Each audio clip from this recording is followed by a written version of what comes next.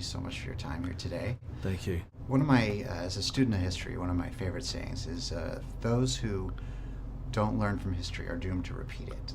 And given the headlines that we see today in the world with genocides from Syria all over, Right. I can't think of a movie that's more timely than The Promise. Was that one of the big reasons that you wanted to be a part of it, or was there kind of something else that pulled you towards it? Absolutely, that was the reason. You know, I was watching on the news the Yazidis on the mountain, and then reading about the Armenians on Musadag, and just going, wow, these correlations are uncanny. The fact that, to my embarrassment, I'd never heard of the Armenian genocide before. And looking at the number of genocides that have occurred since, you know, you look in the Ukraine in the 30s, and then the Holocaust, and then Cambodia,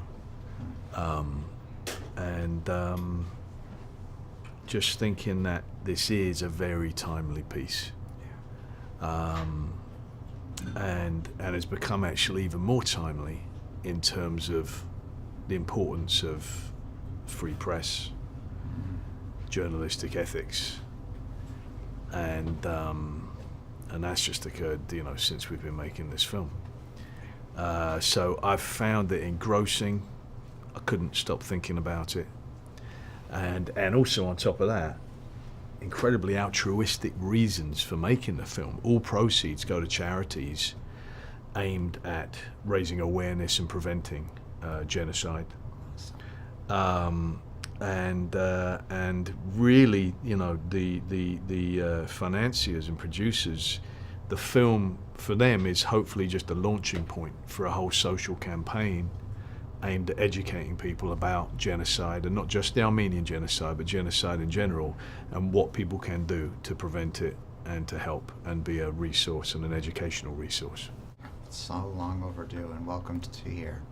Now, if there's a director who could tell this tale, who's, you know, with Hotel Rwanda, and even in The Name of the Father is Right. Terry, Yeah.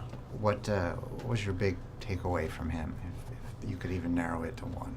Well, he was incredibly well informed about all of this. He came over to my place and we sat and chatted for a few hours about it all. And he has a very interesting background. He was in the Maze prison for some time, which for me as a kid growing up, I was really aware of the Maze. I would see graffiti everywhere, you know, Smash H Block and everything.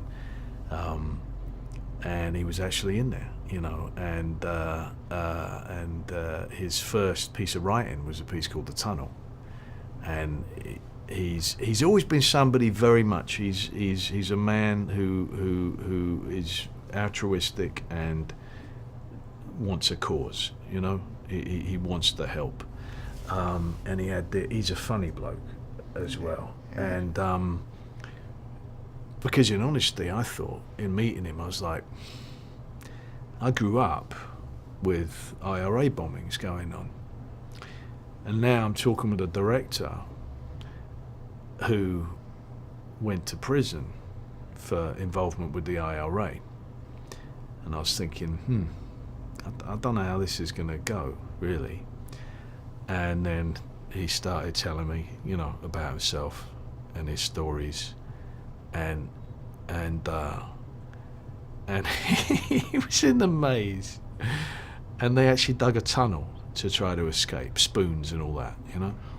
And they dug this tunnel, and they knew there's the first wall. They knew, all right, we're under the first wall.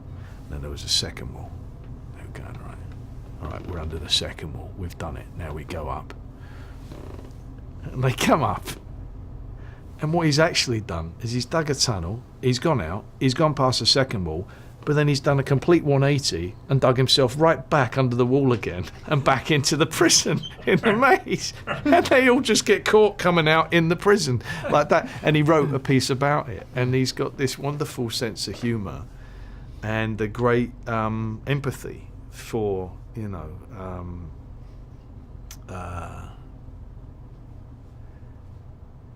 people fighting for their freedom and for truth, you know, to get out there. And he's an interesting man.